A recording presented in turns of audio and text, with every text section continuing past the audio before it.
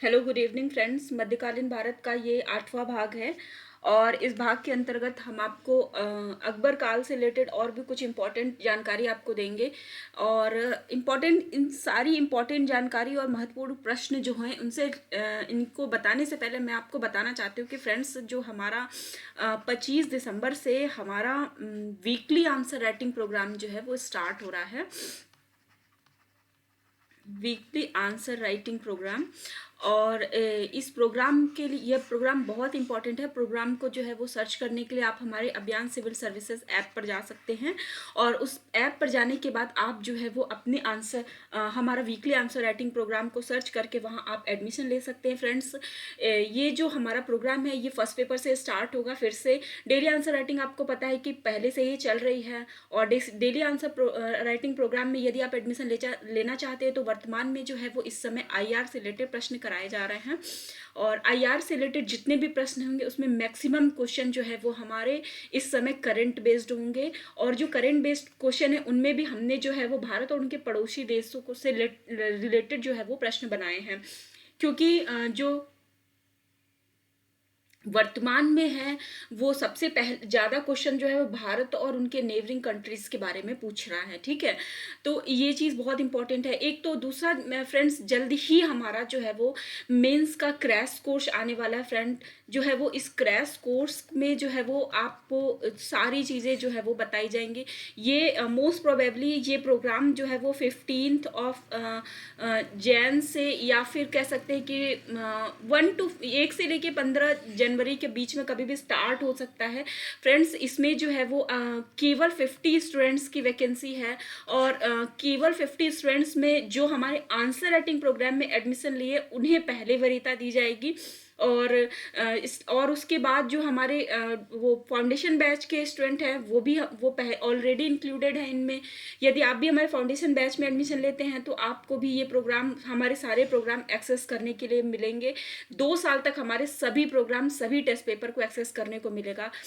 तो फ्रेंड्स, इसका जो आपका कहते हैं कि जो मेंस का हमारा प्रोग्राम है क्रैश कोर्स का, वो बहुत क्रैश कोर्स क्या कह सकते हैं कि एक्चुअली जो हमारा, मैं इसको थोड़ा सा विस्तार में आपको बताना चाहूँगी क्योंकि ये बहुत ही इम्पॉर्टेंट है उन लोगों के लिए जो पीसीएस की तैयारी कर रहे हैं और उनके लिए जो है वो उसके लिए कोई एक बेहतर प्रोग्राम कम फीस में, बहुत ही कम फीस में। इसकी फीस मतलब आपकी 3 से 4 हज़ार के अंदर रहेगी और ये अप्रॉक्सीमेटली 90 to 100 डेज का प्रोग्राम रहेगा, जिसमें ये मेंस आंसर राइटिंग प्रोग्राम के साथ क्या कहते हैं कि मेंस के फुल सिलेबस के साथ ही आपको आंसर राइटिंग स्किल के डेवलपमेंट प्रोग्राम भी है। ये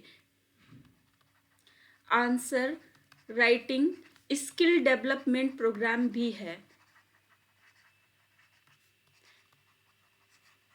क्योंकि फ्रेंड इस प्रोग्राम में आपको टॉपिक वाइज, मतलब मैं बोल रही हूँ कि यूपीपीसीएस के या यूपीएससी के इतिहास में ये पहली बार होगा कि जब आपको topic wise answer writing skill बताई जाएगी। मतलब जैसे लोगों के अंदर एक बहुत बड़ा भ्रम है, मतलब लोग एक ही साथ केवल आपको आंसर राइटिंग स्किल बता देते कि ऐसे ऐसे आंसर लिखना है, बट हम आपको यहाँ पे बताएंगे कि आपको वर्ल्ड हिस्ट्री के आंसर्स में कौन कौन से इंपॉर्टेंट टॉपिक हैं, क्या आपको पढ़ना है, क्या आपको छोड़ना है, कैसे आपको तैयार करना है। और फिर हम आपको बताएंगे कि वर्ल्ड हिस्ट्री के यदि आंसर आपको लिखने हैं तो उसको आपको क्या होना चाहिए, क्योंकि सब्जेक्ट जब बदलता है ना तो आंसर राइटिंग का पैटर्न भी बदल जाना चाहिए। ठीक है, उसी तरह हम आपको एसे राइटिंग में भी आपको बताएंगे कि एसे कैसा, एसे में किस तरह का हमको लिखना है।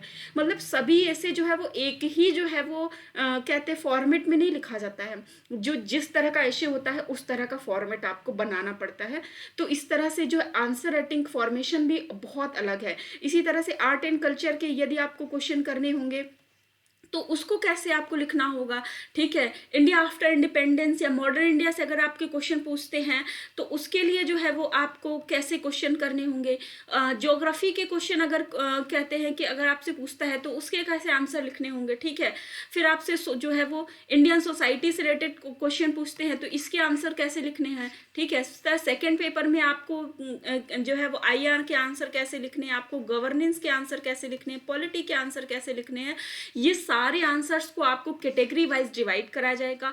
आपको how many type of questions, कितने तरह के प्रश्न बनते हैं, किस तरह से उनके टेल वर्ड है, टेल वर्ड की क्या मीनिंग होती है, इस तरीके से सारे आंसर्स आपको बताए जाएंगे। मतलब एक टॉपिक खत्म होगा फिर तुरंत उसके जो है वो जो धनंजय सर जो है वो आपको टॉपिक पढ़ाएंगे। जैसे अगर उन्होंने जो है वो आपको आर्ट एंड कल्चर का टॉपिक पढ़ा दिया तो फिर मैं जो है वो आर्ट एंड कल्चर से रिलेटेड जो है वो आपको क्वेश्चन आंसर्स कराऊंगी और फिर आपके भी आंसर उसमें चेक करूंगी। इतने कम पैसे में जो है वो आपका ये प्रोग्राम हम कराने की कोशिश करेंगे फ्रेंड्स, ठीक है। और उसमें भी जो हमारे आंसर राइटिंग प्रोग्राम में लगातार लिख रहे हैं, जो हमारे आंसर राइटिंग प्रोग्राम में एडमिशन लिए हैं 200-250 स्टूडेंट, उनको हम पहली वरीयता देंगे। उनमें से यदि कोई स्टूडेंट एडमिशन लेना चाहेगा तो फ्रेंड्स ये जो एडमिशन है ये हमारा ओपन हो जाएगा, कहते हैं 20 दिसंबर से स्टार्ट हो जाएगा इसमें एडमिशन होना मेंस प्रोग्राम में। प्लस आपका जो आंसर राइटिंग वीकली प्रोग्राम है उसमें भी एडमिशन स्टार्ट होगा। उसके साथ ही फ्रेंड्स जो है वो हमारा एसी और हिंदी का भी प्रोग्राम स्टार्ट होगा। हिंदी का क्रैश कोर्स केवल 499 में है, जिसमें पीटी और मेंस दोनों आरओ के लिए पीटी और मेंस दोनों से रिलेटेड हिंदी के क्वेश्चन कराए जाएंगे। हिंदी आपको पढ़ाया जाएगा। केवल 499 का ये प्रोग्राम है। तो जिस भी और भी कई प्रोग्राम है, न्यू ईयर में आपके लिए ऑफर्स की बाढ़ आ रही है। इतने ऑफर्स हैं, बहुत कम प्राइजेस में बहुत ही अच्छे अच्छे कोर्सेज लाए जा रहे हैं। तो फ्रेंड्स चलिए फिर हम आपको आगे जो है ये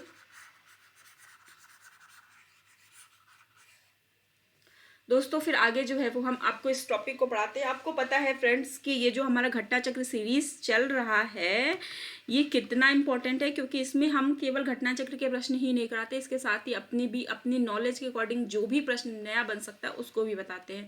तो पहला क्वेश्चन जो हमारा शुरू होता है कि अकबर के शासनकाल में पुनर्गठित केंद्रीय प्रशासन तंत्र के अंतर्गत सैन्य विभाग का प्रमुख कौन था, ठीक है।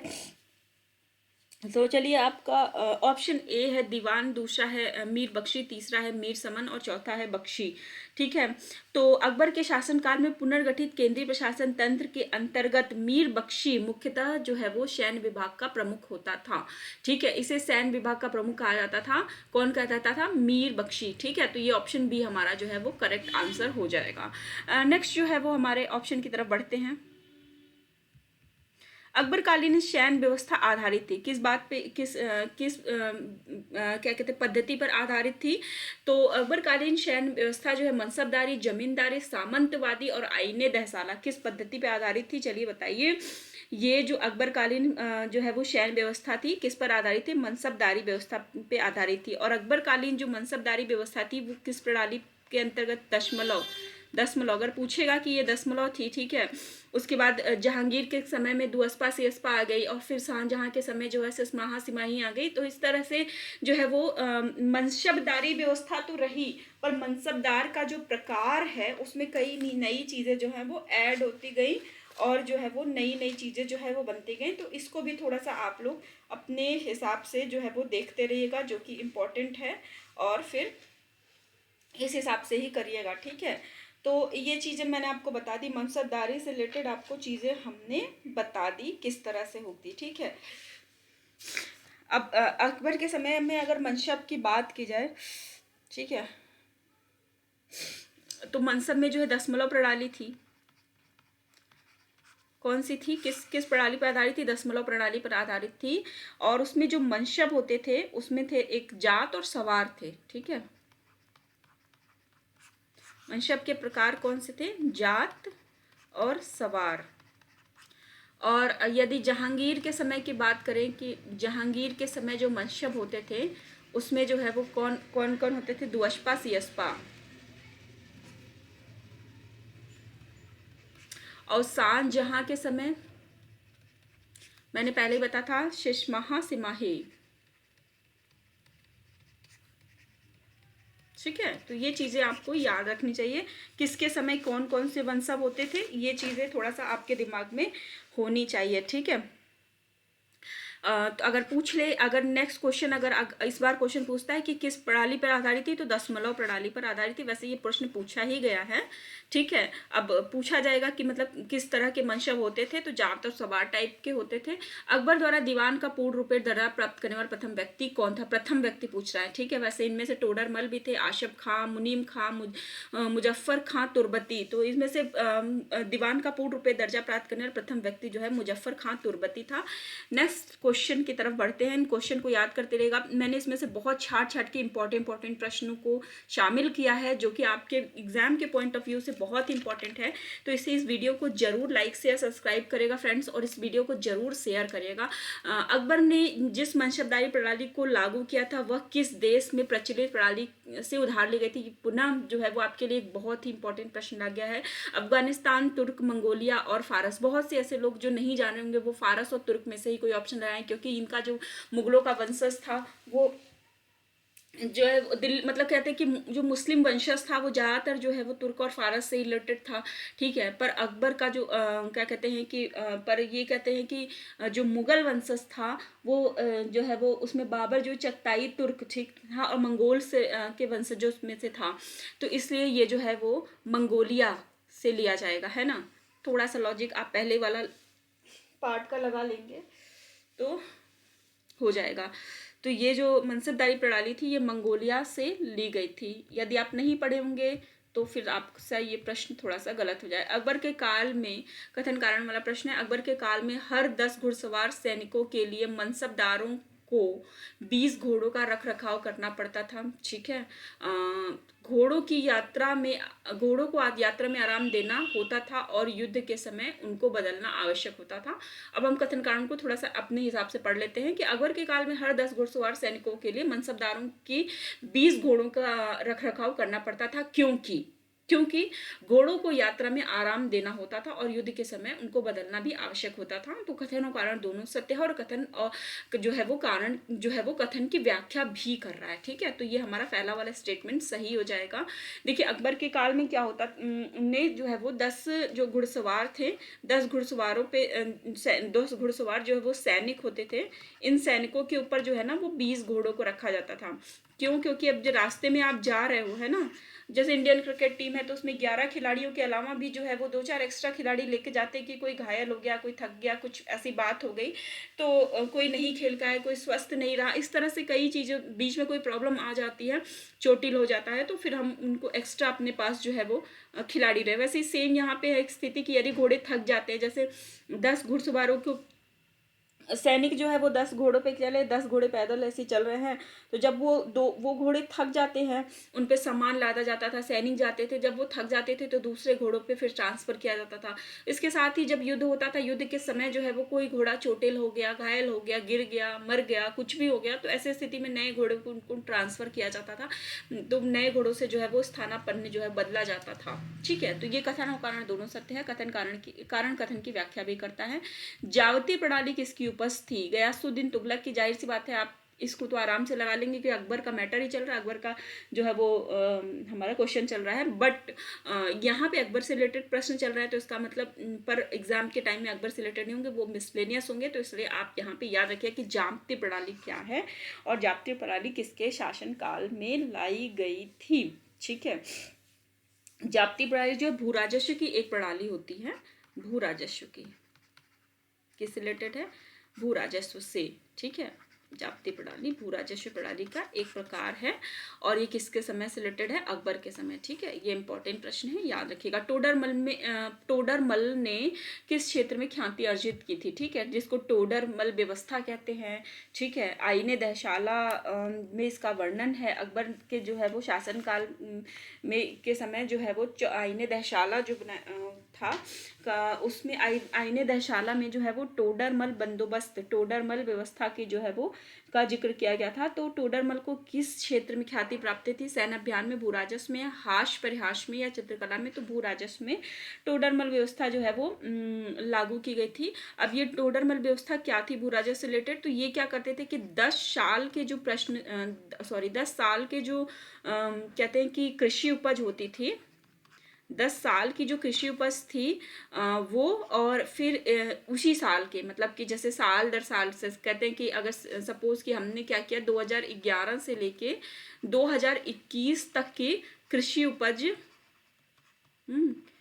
2011 से 21 तक की जो है हमने कृषि उपज, ठीक है, और उसी समय के जो मूल्य, उसी समय का 2011 से लेके 2021 तक का जो है वो कृषि मूल्य, या जो हम लोग का एमएसपी निकलता है ना उसी रिलेटेड, तो वहाँ पे मूल्य कितना, सपोज कि अगर हमको निकालना है वर्तमान समय में कि कितना जो है वो हमारा भू राजस्व होना चाहिए, तो 10 साल का हमने ये कृषि उपज, और 10 साल का जो है हमने कृषि मूल्य उसी वर्ष का, मतलब 2011 का उपज और 2011 का मूल्य, 2012 का उपज, 2012 का मूल्य, ऐसे करके सबका हमने निकाल दिया एक एवरेज, ठीक है, सबका एक औसत निकाल लिया जाता था। एक औसत निकाल कर उसका जो है, इस औसत का 1/3 जो है वो भू राजस्व लिया जाता था, ठीक है, भू राज एक मिनट, भू राजस्व लिया जाता था, ठीक है। इसी व्यवस्था को कहते हैं टोडरमल व्यवस्था। बात एकदम समझ में आ गई होगी, शॉर्टकट में समझाए हैं, पर ये आपको लॉन्ग टाइम में दिमाग में छप जाना चाहिए, ठीक है। 10 साल की जो कृषि उपज, 10 साल की कृषि मूल्य का एक औसत निकाल के उसका 1/3 जो है वो भू राजस्व निर्धारित किया जाता है, इसी को कहते हैं टोडरमल व्यवस्था। और ये किससे रिलेटेड है, भू राजस्व से रिलेटेड है। चलिए, निम्नलिखित में से किस कर व्यवस्था को बंदोबस्त व्यवस्था के नाम से भी जाना जाता है? जाप्ती को, दहसाला को, नसक को और कानकूट को। तो किस व्यवस्था को जो है वो बंदोबस्त टोडर जो है व्यवस्था कहा जाता था? तो दहसाला को जो है वो, टोडरमल की जो दहसाना जो है पद्धति थी उसको बंदोबस्त व्यवस्था भी कहा जाता था। दीन इलाही धर्म जो अकबर ने जो चलाया था, दीन इलाही जो है वो धर्म चलाया था, वह किस वर्ष प्रारंभ किया गया था? 1570, ऑप्शन ए 1570 है, बी 1578 है, 1581 है और 1582 है। तो ये व्यवस्था जो है दीन इलाही जो है वो 1582 में, ये एकदम बहुत बहुत बहुत बहुत बहुत ज़्यादा इम्पोर्टेंट है। कितने वाला बताएं, कितना वी लगाएं आपसे मतलब बहुत ज़्यादा इम्पोर्टेंट है। ये दीन इलाही धर्म जो है वो 1582 में लगा जो है वो चलाया गया था। और जो आपने जो है वो धनंजय सर की मेमोरी ट्रिक से अगर आप याद करेंगे तो आपको 82 पे कौन सा अंक आता है? 1500 तो आपको याद रहेगा। क्यों याद रहेगा? अगर आप थोड़ा भी पढ़ते होंगे, मतलब एकदम, तो कहते हैं ना कि भाई सिविल की तैयारी कर रहा है तो इतना तो आपको पता ही होना चाहिए ना कि अकबर का शासन काल है, अकबर का शासन काल जो है वो कब से कब तक था? 1556 से लेकर 1605 तक था, ठीक है। जाहिर सी बात है, अब अकबर का अगर 1700 दे दिया या 1600 दे दिया तो आप फिर गलत कर देंगे ना। तो जाहिर सी बात है कि अकबर ने जितनी भी चीज़ें चलाई होंगी वो 1500 से लेके 56 से लेके 1605 ईस्वी के बीच में चलाई होंगी ना। मोटा मोटी इतना हिसाब किताब रखेंगे, बाकी आपको 82 याद करना, 82 याद करने के लिए आपके पास धनंजय सर की मेमोरी ट्रिक प्रोग्राम है, उसको ज्वाइन करिए। अब इसमें जो है वो वीडियो दी गई होगी तो आप जो है वो उसको देख लीजिएगा, और उससे जो है वो आपको ईयर्स याद करने में बहुत सहायता मिलती है। कोई भी आपको वर्ष याद करना हो तो आपको बहुत सहायता मिलती है और मज़ा भी आता है उसे पढ़ने। इबादत खाने का निर्माण किसने करवाया था? औरंगजेब ने, अलाउद्दीन खिलजी ने, अकबर ने, फिरोज शाह तुगलक ने। तो इबादत खाने का निर्माण जो है वो अकबर ने करवाया था, ठीक। इबादत खाने का निर्माण किसने करवाया था? अकबर ने करवाया था। ये वाला बात तो आपको पता ही है कि अकबर ने जो है वो इबादत खाने का निर्माण करवाया था, पर कब करवाया था? अकबर ने इबादत खाने का निर्माण कब करवाया था? तो मैं आप लोगों से बोलूँगी कि इबादत खाने का निर्माण अकबर ने कब करवाया था, तो आप बोलोगे कि मैम 1556 से लेके 1605 के बीच में करवाया होगा। जाहिर सी बात है इसके बीच में ही करवाएगा, ठीक है। तो अकबर ने जो है वो फतेहपुर सिकरी में, सबसे पहली बात कहाँ करवाया गया था? तो पहले फतेहपुर सिकरी, अच्छा, जब जो लोग भी फाउंडेशन बैच में एडमिशन लिए उनको मैं कुछ लॉजिकल चीज़ें बताऊंगी कि किसके काल में कौन कौन सी इमारतें बनी थी ना, उसके लिए आपको कुछ भी याद करने की जरूरत नहीं पड़ेगी।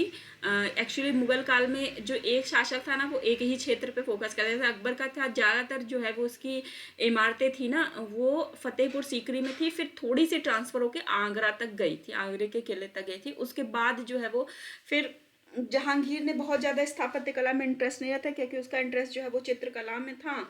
फिर उसके बाद शाहजहाँ के समय जो है वो आगरा पे कुछ काम हुआ, फिर आगरे से ट्रांसफ़र होकर उनका जो है वो काल जो है वो दिल्ली में ट्रांसफ़र हो गया, स्थापत्य कला का जो क्षेत्र है। तो ऐसे ही जो है वो मतलब सभी मुगल सल्तनत के जितने भी कहते हैं कि शासक रहे हैं, उनका कैसे स्थापत्य कला था, किसने क्या, तो कभी कंफ्यूजन नहीं होता। जैसे कि कुछ लोग मैंने देखा है कि 20-25 लिस्ट बना के याद करते रहते, फला महल, ये वो, ये इस शासक के, इस शासक के।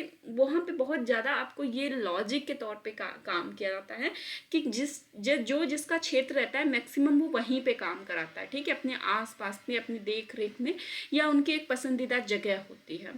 तो इस फतेहपुर सीकरी में इबादत खाने का निर्माण करवाया था अकबर ने। कब कराया था? 1575 ईस्वी में किया था। और फतेहपुर सीकरी में बहुत से कहते हैं कि और भी इमारतों का निर्माण करवाया था, कम से कम 15-20 इमारतों का निर्माण किया था। इबादत खाने में जो है ना वो सभी धर्मों की चर्चा होती थी। पहले क्या था कि केवल मुस्लिम धर्म की चर्चा होती थी, फिर उसके बाद सभी धर्मों की चर्चा होने लगी इबादत खाने में, ठीक है। चलिए, फतेहपुर सिकरी का इबादत खाना क्या था? तो चलिए, जब ऊपर मैंने बता ही दिया है 1575 की ईयर याद रखिएगा, फतेहपुर सिकरी तो अब बता ही दिया गया है, तो अब आप लोग खुद गेस करिए। राज परिवार के इस्तेमाल के लिए एक मस्जिद था, अकबर का निजी प्रार्थना कक्ष था, सी वह भवन जिसमें विभिन्न धर्म के विद्वानों के साथ अकबर चर्चा करता था, वह कमरा जिसमें विभिन्न धर्म वाले कुलीन जन धार्मिक बातों के विचारार्थ हेतु जमा होते थे। तो क्या था कि विभिन्न धर्मों के विद्वान, ठीक है, अकबर के साथ जो है वो धर्मों पर चर्चा करते थे, ठीक है। और ये इसका एकदम करेक्ट आंसर होगा, ठीक। नेक्स्ट क्वेश्चन की तरफ आगे बढ़ते हैं कि कौन सा स्मारक फतेहपुर सीकरी में नहीं है? कौन सा स्मारक फतेहपुर सीकरी में नहीं है? स्वर्ण महल, पंचमहल, जोधाबाई का महल, अकबरी महल, ठीक है। फतेहपुर सीकरी में कौन सा नहीं है? अकबरी महल है, नहीं है। अकबरी महल कहाँ है? आगरे के किले में है,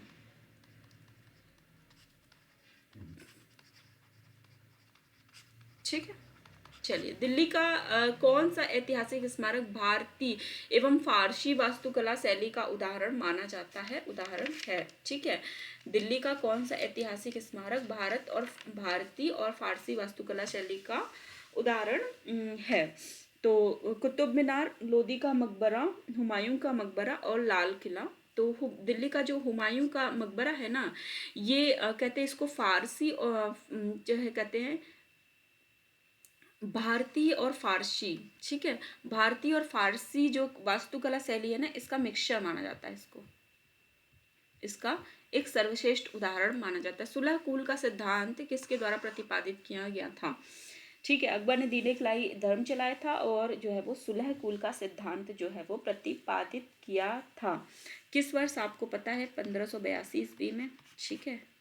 तो किसने प्रतिपादित किया था? अकबर ने। जाहिर सी बात है, इस क्वेश्चन पे ज़्यादा हमें सोचना नहीं चाहिए, आगे बढ़ते जाइए इसको करके। अकबर द्वारा अपनाई गई सुलह कुल, सार्वभौमिक शांति तथा भाईचारा की अवधारणा निम्नलिखित में से किससे आधारित थी?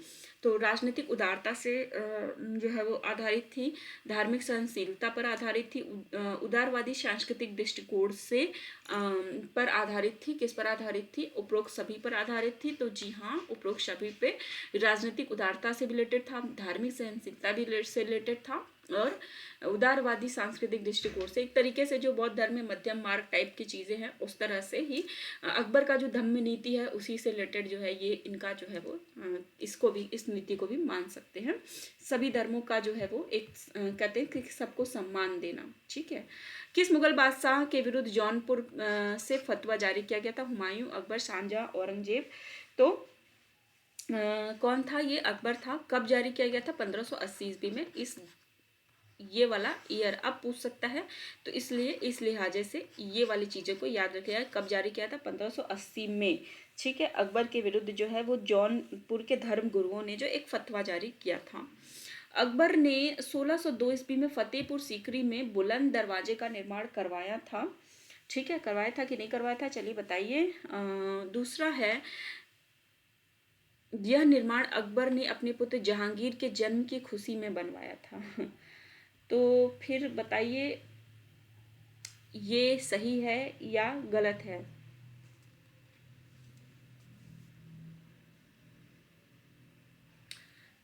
अकबर ने जहांगीर के जन्म पे तो बिल्कुल नहीं बनाया था। ठीक है, अकबर ने जो है फतेहपुर सीकरी में बुलंद दरवाजा, ठीक है, बुलंद दरवाजा का निर्माण करवाया था।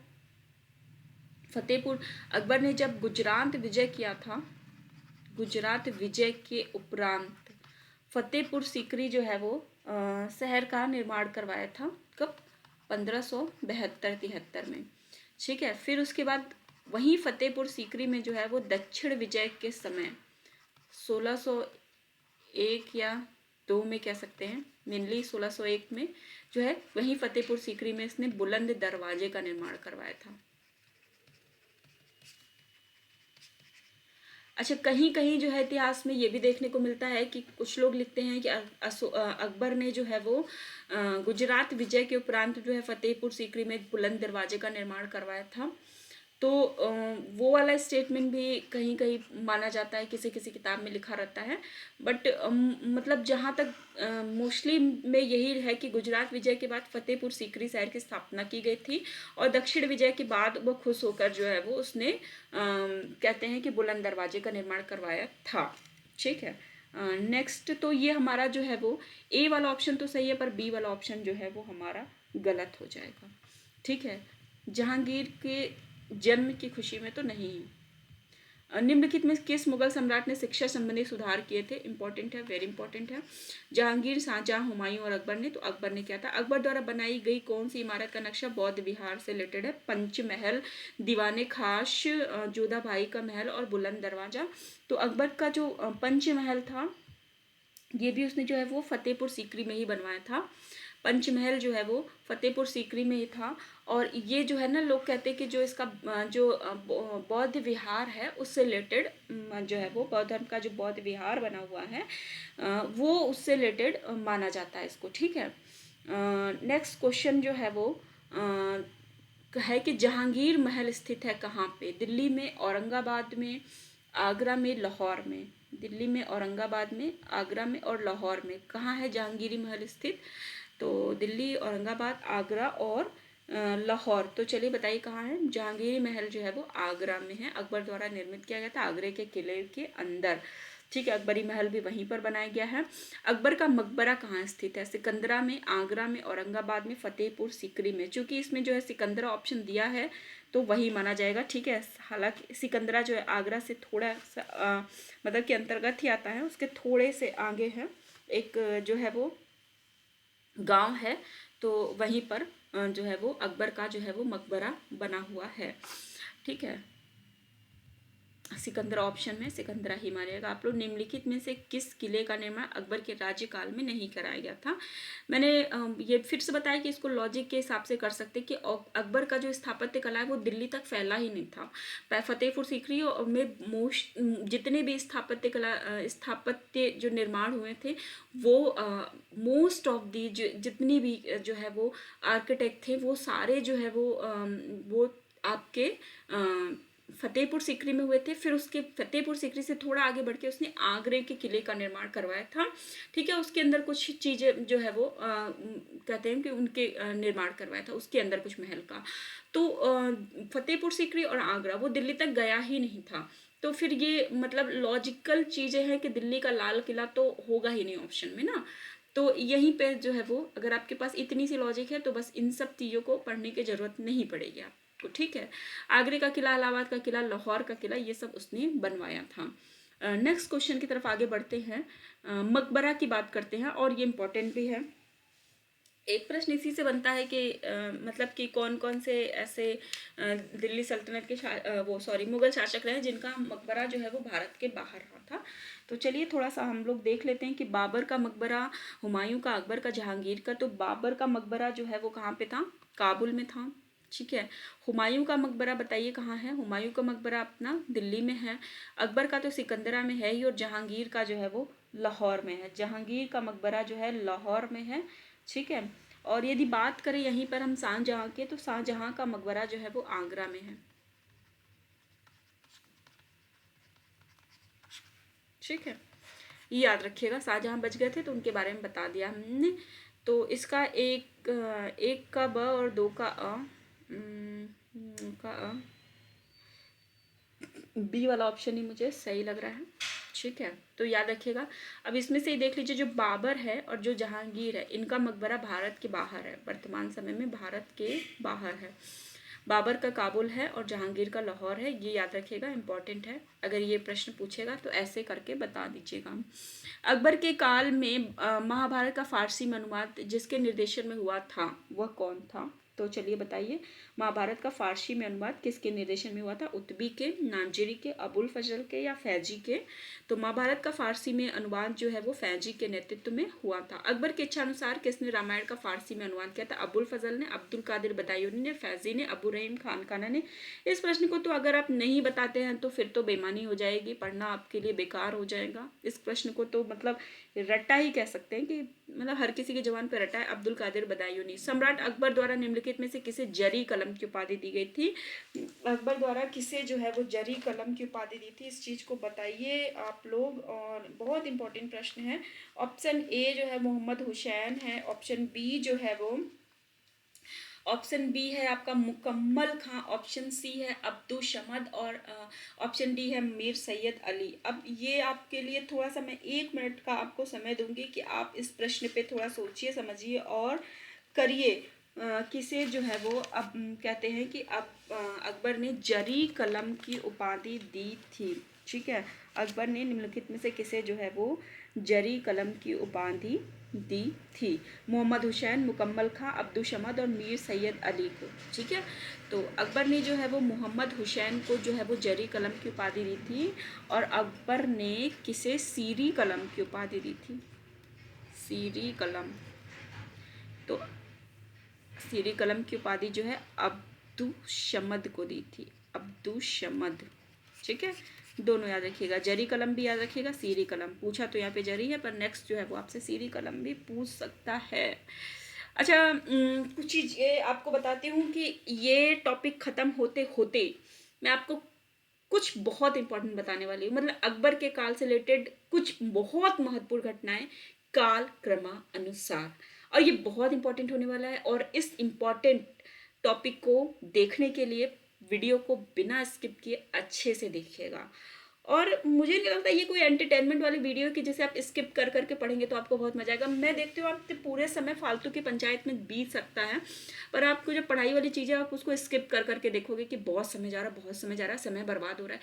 अरे ये वीडियो 1 घंटा भी ले लेगा ना तो आपको कुछ देगा, पर आप जो एंटरटेनमेंट वाले जो कहते हैं ना उसको क्या आजकल, हाँ, रील्स देख रहे हो ना जो, वो बहुत समय बर्बाद करता है। कहने के लिए 1 मिनट का होता है शायद, या 1 या आधा मिनट का, 30 सेकंड का होता है, आई डोंट नो। तो वो जो है वो आपका समय इतना ले लेता है ना कि आप 2-2 घंटे बैठ के रील्स ही देख रहे हो। आजकल बहुत ट्रेंड में चल रहा है भाई साहब, रील्स रील्स रील्स। जिस लोगों की, युवाओं की ज़िंदगी को बर्बाद करने का मुझे लगता है कि इस समय 50% क्रेडिट जो है ना, क्रेडिट नहीं कह सकते हैं, क्रेडिट तो अच्छी चीज़ों के लिए दिया जाता है, ब्लेम वो जो है वो रील्स को देना चाहिए। चलिए नेक्स्ट क्वेश्चन है हमारा। जैन साधु जो अकबर के दरबार में कुछ वर्ष तक रहे थे, जिन्हें जगत गुरु, अकबर ने किसकी उपाधि दी थी? जगत गुरु की उपाधि से सम्मानित किया था। वो कौन थे? हेमचंद्र, हरिविजय सूरी और आपके जिनसेन या उमा स्वाति। निम्नलिखित में से कौन थे? चलिए बताइए। जो कि जिन्हें अकबर ने जो है वो कहते हैं कि जगत गुरु की उपाधि दी थी, वो है हरिविजय सूरी। ठीक है, मुगल सम्राट अकबर के समय प्रसिद्ध चित्रकार कौन था? ठीक है, ऐसे बहुत से चित्रकार थे पर प्रसिद्ध चित्रकार कौन था? अबुल हसन, दशवंत, किशन दास और उस्ताद मंसूर। ठीक है, प्रसिद्ध चित्रकार कौन था? दशवंत था। दशवंत उसके यहाँ बहुत फेमस चित्रकार था। ठीक है। अच्छा, मैं अगर आप लोगों से ये पूछूं कि दशवंत के जो चित्र थे उनके बारे में कुछ बताइए, तो क्या आप लोग बता पाएंगे? अकबर के समय में दशवंत के जो चित्र थे उसके बारे में बताइए। तो दशवंत के चित्र थे, चलिए बताइए। रज्मनामा, रज्मनामा की चित्रकारी की थी। ठीक है। रज्मनामा में 2 अन्य कृतियां थी, कौन कौन सी थी? तूतीनामा और खानदाने तैमूरिया थी शायद। एक मिनट, खानदान ए तैमूरिया, बात समझ में आई? ठीक है। और भी थे बहुत इंपॉर्टेंट अकबर के समय के, यदि चित्रकारों की बात करूँ तो दशवंत थे, एक दूसरे थे हमारे बसामन, जिनमें मन बस गया था। ठीक है। अगर ये पूछे कि जो है वो बसामन आईने अकबरी, अबुल फजल की आईने अकबरी में जो है ना सर्वश्रेष्ठ चित्रकार जो है बसामन को ही बताया गया है। ठीक है। और ये पूछा जाए कि मतलब कि इसका जैसे एक इसने चित्र बनाया था ना कि एक कहते हैं कि दुबले पतले घोड़े के साथ एक निर्जन जगह पे जो है, निर्जन उजाड़ जगह पे जो है ना, इसने जो है वो मजनू का चित्र बनाया था। तो शॉर्ट में मैं बता दे रही हूँ, दुबले पतले मजनू टाइप का चित्र इसने बनाया था। ठीक है। मैं एक क्वेश्चन आपसे अभी पूछ रही हूँ, फिर इस वीडियो के बाद में देखूँ आपको आंसर बताऊंगी कि जो साइबेरिया के बिरला सारस था ना उसका चित्र किस चित्रकार ने बनाया था और किसके काल में बनाया था? 2 प्रश्न हैं।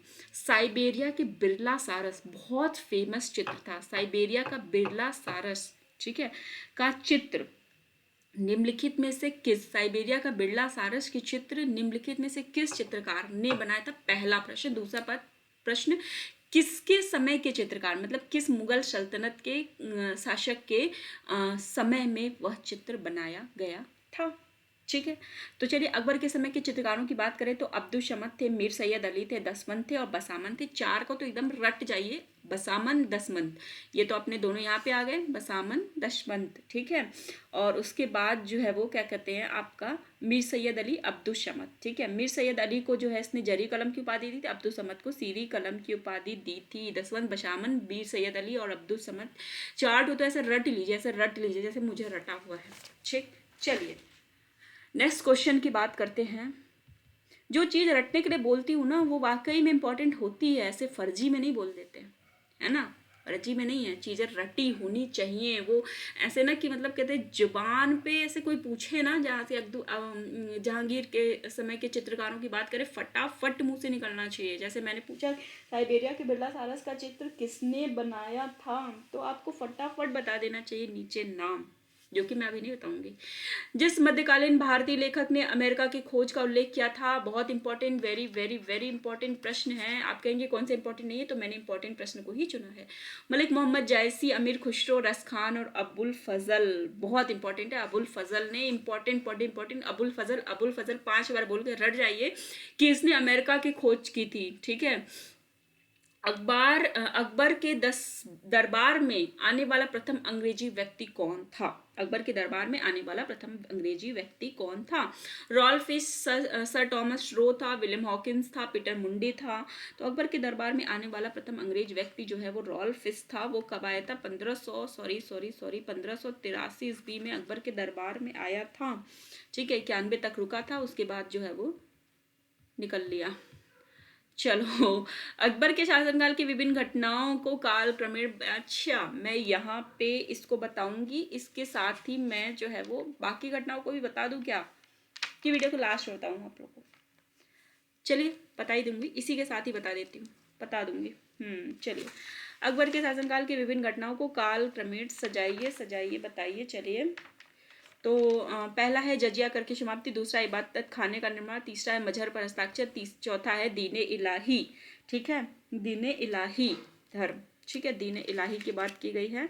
तो चलिए अब इनको जो है वो पहला ऑप्शन है 1 2 3 4 ही वाला जो है वो बता दिया गया है। ठीक है। दूसरा ऑप्शन इबादत खाने का 2 3 4 5, और तीसरा ऑप्शन है 1 3 2 4, और चौथा ऑप्शन है 3 4 1 2। ठीक है। तो सबसे पहले बता दें, अकबर ने जो जजिया कर की समाप्ति की थी, लिखते जाइए 1564 में की थी जजिया कर की समाप्ति, ठीक है। फिर फतेहपुर सीकरी में मैंने पहले बता दिया कि इबादत खाने का निर्माण उसने 1500 ये आपके 75 में कराया था, 74 हाँ 75 में कराया था इसने। क्या कहते हैं कि फतेहपुर सीकरी में इबादत खाने का निर्माण, ठीक है। उसके बाद जो है वो अकबर ने समय जितने भी जो है वो धर्मों के मामले में को अपने हाथ में लेने के लिए मजहरनामा की घोषणा जो है उसने की थी। मजहर पर हस्ताक्षर जिसको कहते हैं मजहरनामा की घोषणा जो है वो 1579 79 और 89 में थोड़ा कन्फ्यूज़न मुझे भी होता है, पता नहीं। और दीन इलाही धर्म, ठीक है, इसको तो मैंने पहले ही बता दिया कि 1582, ये वाला तो बहुत इंपॉर्टेंट है, इतना इंपॉर्टेंट है कि पूछिए मत। 1582 में, चलिए तो पहला वाला जो है वो 64 नंबर 1 पे आ गया, ये नंबर 2 पे आ गया, ये नंबर 3 पे आ गया और ये नंबर 4 पे, तो पहला वाला ऑप्शन ही सही है।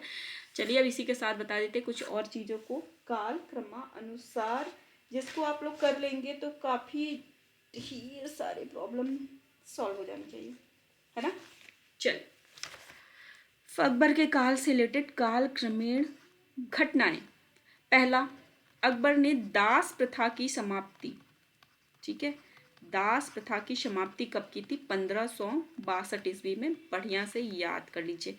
1562 ईस्वी में दास प्रथा की समाप्ति की थी अकबर ने, ठीक है। अकबर ने जो है वो तीर्थ यात्रा करके जो समाप्ति इसने कब की थी? समाप्ति वाला लगा लीजिएगा अपने से कि लगा दूं, नहीं तो फिर पता चला आप लागू कर लगा लोगे। 1563 में, उसके जस्ट एक साल बाद फिर आपको जजिया कर की समाप्ति कब की? 1564 ईस्वी में। 3 याद कर लो, लगातार है 62, 63, 64। दास प्रथा की समाप्ति, तीर्थ यात्रा कर की समाप्ति, जजिया कर की समाप्ति, ठीक है। अब 62, 63, 64, ठीक है। अब फतेहपुर सीकरी का निर्माण, ठीक है। फतेहपुर सीकरी शहर की स्थापना, इतना अपने से हिसाब से लगा लीजिएगा, 1500 आपका 71, ठीक है। फिर फतेहपुर सीकरी में जो है वो इबादत खाने का निर्माण कब कराया? 1575 में, ठीक है। फिर उसके बाद फतेहपुर क्या कहते हैं आपके दीने इलाही, इसके बाद मजहर पर हस्ताक्षर,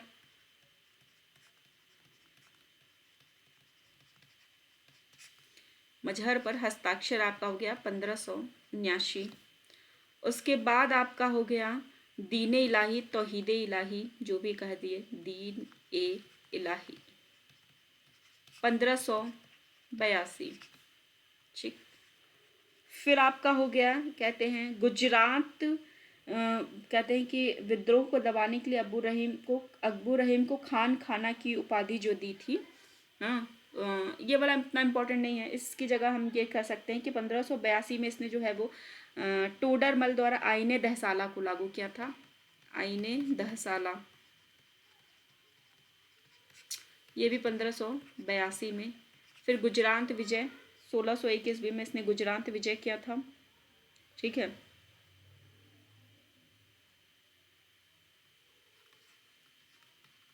ओ सॉरी, गुजरात विजय नहीं, आपका दक्षिण विजय, ठीक है, दक्षिण विजय। गुजरात विजय जो है ना, यहाँ पे थोड़ा सा एक चीज़ मिस हो गया है। गुजरात विजय ऊपर लिख दे, नोट कर लीजिएगा, एक चीज़ मिस है। गुजरात विजय इसने कब किया था? कहते हैं कि 1573-74 में, ठीक है। तो दक्षिण विजय 1601 तो, ठीक है। तो ये सारी अकबर से रिलेटेड जितनी भी चीज़ें हैं ये इम्पॉर्टेंट है, ये कालक्रमेण है, इसको याद कर लीजिएगा, बहुत ज़्यादा इम्पॉर्टेंट है। कई बार कालक्रमेण के रूप में पूछता है, कई बार सेपरेट क्वेश्चन के रूप में पूछता है, जैसा भी पूछे वैसा आप उत्तर दे दीजिएगा। भैया हम बता दिए, अब हमारी गलती मत कहिएगा। अकबर ने बंगाल तथा बिहार को मुगल साम्राज्य में मिलाया था कब?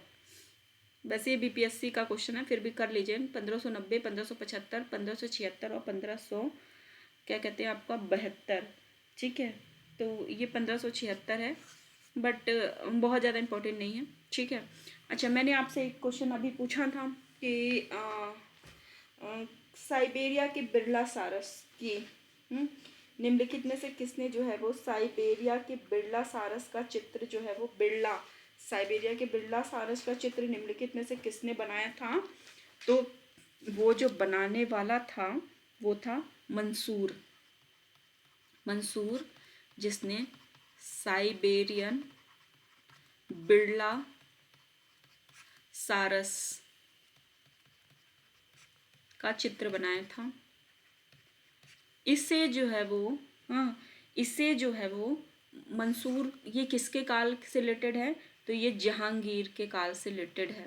ठीक है, और इसे जहांगीर ने नादिर उल अश्र की उपाधि दी थी। नादिर उल अश्र, ये क्वेश्चन भी पूछा जाता है कि निम्नलिखित में से किसे नादिर उल अश्र की उपाधि दी गई थी? तो मंसूर को दी गई थी। और अबुल हसन को, जहांगीर इसी के शासनकाल का जो है वो चित्रकार था अबुल हसन, जिसे नादिर उल जामा की उपाधि जो है वो जहांगीर ने दी थी। दोनों इंपॉर्टेंट है, जैसे अकबर के काल में जरी कलम सीरी कलम था, इसी तरह नादिर उल अश्र नादिर उल जामा इंपॉर्टेंट है। दोनों को कर लीजिएगा, याद कर लीजिएगा। ठीक है, तो मित्रों यहाँ पे ये सारे जो अकबर से रिलेटेड प्रश्न समाप्त होते हैं। कल आपका जहांगीर, शाहजहां, औरंगजेब तीनों साथ में कंप्लीट कराया जाएगा। उसके बाद 1 या 2 और लेक्चर होगा जिसमें आपका मिडल हिस्ट्री समाप्त हो जाएगा। ऑलमोस्ट मुझे लगता है कि 10 वीडियोस में ये आपका मिडल हिस्ट्री कंप्लीट हो जाएगा। देन हम आपका जो है एंसेंट स्टार्ट करेंगे। बहुत दिन बाद वीडियो आ रही है फ्रेंड्स, क्योंकि थोड़ी व्यस्तता हो गई है, कुछ अपने भी पर्सनल काम और उसके साथ साथ जो है शादी विवाह का मौसम है, ना चाहते हुए भी कुछ शादियाँ जो है वो अटेंड करनी पड़ रही है। मित्रों जो है वो आप इन सब चीज़ों से बेफिक्र होते हुए अपनी पढ़ाई लगातार करते रहिए। हमारे मेंस क्रैश कोर्स प्रोग्राम, हमारे mains weekly answer writing programme, daily answer writing programme, किसी भी प्रोग्राम में आपको सर्च करना है, हिंदी पढ़ना हो, ऐसे पढ़ना हो, कुछ भी पढ़ना हो, आप अभियान सिविल सर्विसेज ऐप डाउनलोड करें, वहाँ पर जाएं, एक्सेस करें, देखें, एडमिशन लें और अपनी तैयारी को जो है वो एकदम चकाचक बना दीजिए। तो ठीक है फ्रेंड्स, धन्यवाद।